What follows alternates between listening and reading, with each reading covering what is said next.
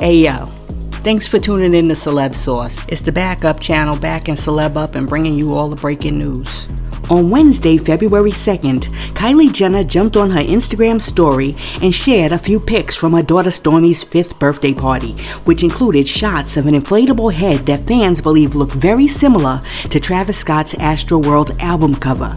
She also shared a few similar photos from her son Air's first birthday party that she threw back in February. Well, now Kylie is facing backlash from fans who think that her Astroworld themed birthday party was a bit insensitive, especially since 10 people lost their lives at Travis Scott's Astroworld concert. For example, after seeing the photos online, one person on social media wrote, quote, "At Kylie Jenner basically said F you to the families, friends, and people who lost their loved ones at Astroworld. Using this theme for her son's birthday party is heartless and distasteful. Even though it was Travis Scott's concert, theming her son's birthday from a tragedy is disgusting." End quote. Another person came through and wrote, quote, "Kylie and Travis choosing Astroworld looking decor for their children's birthday party? Yeah, they not seeing heaven." End quote. Another person came through and was like, quote, "Kylie Jenner still doing Astroworld themed parties after what happened in Astroworld is disgusting. A 9-year-old kid died there. Please." End quote. Well, you know, there are some Kardashian clan fans out there that feel like you shouldn't talk about Kylie the same way you shouldn't talk about Bruno, and some of them came in the comments and shared their thoughts too. One person said, quote, "Y'all wake up every morning looking for something to be and moan about. Kylie should do this 100 more times." End quote. Listen, personally, I wouldn't feel comfortable throwing the Astroworld themed birthday party. However, that's just me, and I think about how my actions affect others. But we're talking about the Kardashian Jenner clan here, and we all know they're a whole different breed. And while we're talking about a whole different breed, did you know that there's a dog out there named Gunther that has over $500 million in the bank? Check this out. In 1992, a German countess named Carlotta Liebenstein died, and because she didn't have any living children or heirs, she decided to pass her fortune, which was about $500 million, down to her dog, Gunther. Not only that, she also created a trust to ensure that if Gunther should pass away for any reason, all of the money that she left to the dog would go down to all the dogs in his bloodline. So now check it out. This means that Gunther has over $500 million in the bank, and he owns numerous real estate properties, including the mansion that he lives in. He also legally owns a private jet, and he has a chauffeur that drives him around in his own BMW. But not only that, Gunther also has 27 employees, which include a private chef and a PR person. Now listen, if you don't believe what I'm saying, they got a whole 4-part documentary about this dog on Netflix.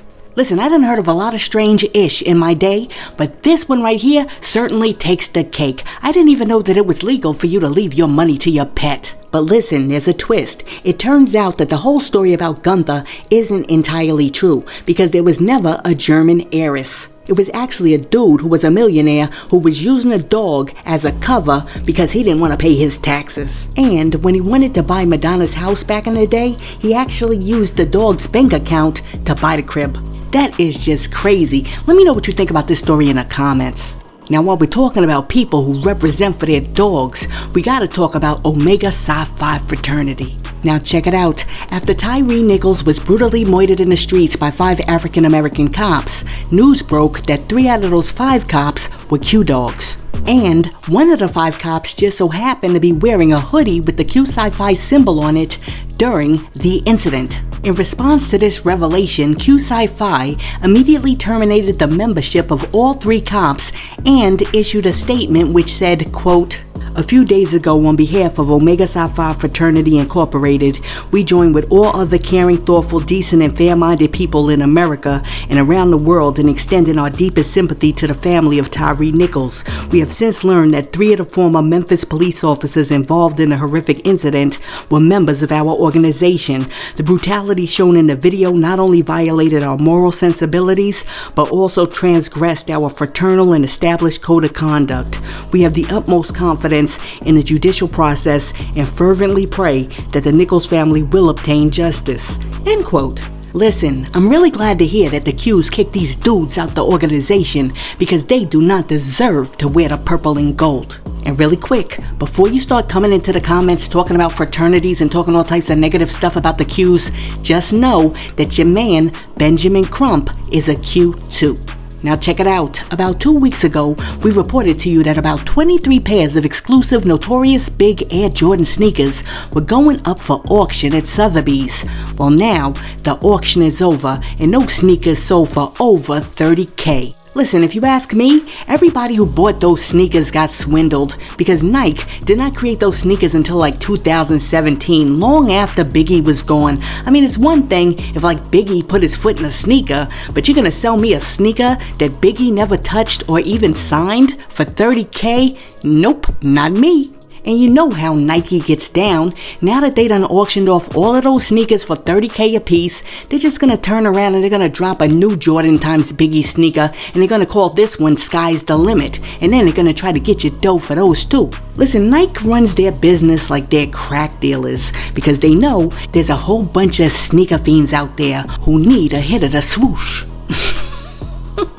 Hey yo, on to the next story. According to NBA insider Charlamagne, Kyrie Irving wants out of Brooklyn. Even though he just made his 8th All-Star game and the Nets are winning, Kyrie Irving has demanded a trade. In a recent post on Twitter, Charms dropped the big news by writing, quote, "Breaking. Brooklyn Nets All-Star Kyrie Irving has requested a trade," league sources tell the Atlantic Stadium.